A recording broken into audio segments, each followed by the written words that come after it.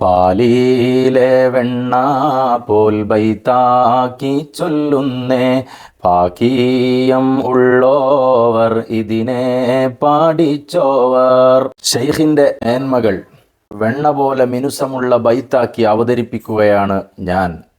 ഇതിനെ പഠിക്കുന്നവർ വലിയ ഭാഗ്യവാന്മാരാണ്. പാലിലെ വെണ്ണ പോൽ എന്ന പ്രയോഗം ശ്രദ്ധേയമാണ്.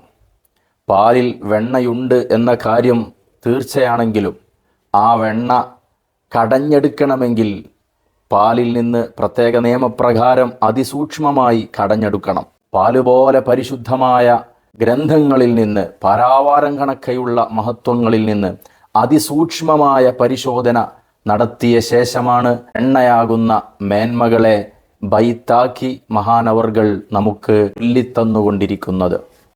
വ്യത്യസ്ത ഗ്രന്ഥങ്ങളിൽ നിന്ന് ഉള്ള മഹത്വങ്ങൾ കോർത്തിണക്കി കാവ്യാസ്വാദനത്തോടുകൂടി നമുക്ക് ചൊല്ലാൻ കഴിയുന്നു എന്നതാണ് മുഹയ്യിദ്ദീൻ മാലയുടെ ഏറ്റവും വലിയ ഭാഗ്യം.